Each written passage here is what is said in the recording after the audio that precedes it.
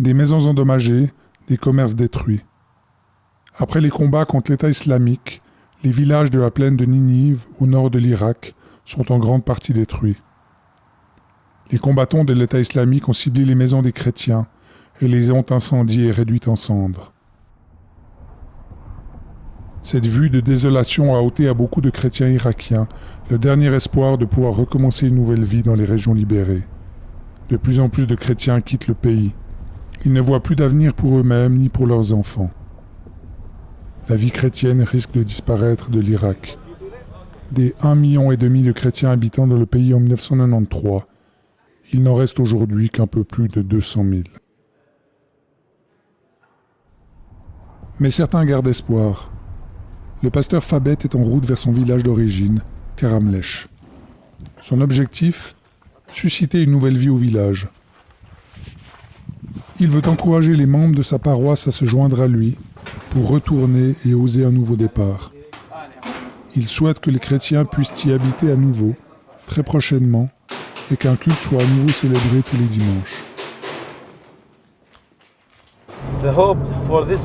L'espoir des gens est étroitement lié à la possibilité de reconstruire leur maison. Beaucoup de maisons ont besoin d'être réparées, d'autres doivent être entièrement reconstruites. Voir que c'est possible redonne de la force et du courage aux gens.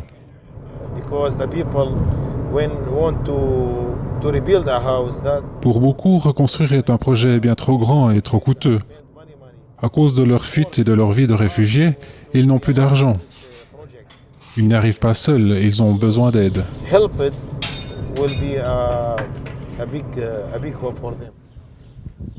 Aujourd'hui, 250 familles de sa paroisse ont accepté de retourner à Karamlech. Il va donc presque tous les jours au village pour coordonner l'aide. Des débris doivent être débarrassés, des maisons réparées. On trouve fréquemment des explosifs et des munitions. Des questions administratives doivent être réglées. Pour l'instant, les ouvriers ont peu de possibilités de dormir sur place. Le ravitaillement y est également peu disponible. Mais le pasteur Fabet s'en occupe également. Il a demandé à ses paroissiens de l'aider à réparer en priorité une annexe de l'église. Celle-ci sera utilisée comme centre de coordination pour que Karamlech redevienne habitable. La vision de Porte Ouverte, dans une première phase, est de collaborer avec des pasteurs, comme le pasteur Fabet, pour faciliter le retour de 2000 familles chrétiennes dans la plaine de Ninive dans les 2 ans à venir. Le total du soutien prévu pour l'Irak est de 3,5 millions d'euros. Cette aide servira à reconstruire des maisons et à soutenir les pasteurs qui coordonnent la reconstruction. Le but est aussi de donner aux chrétiens une perspective d'avenir. Des jardins d'enfants et des écoles seront remis en état.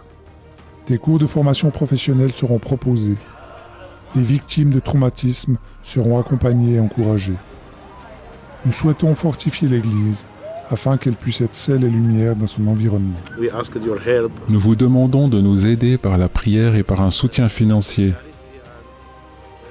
S'il vous plaît, aidez-nous à retourner chez nous.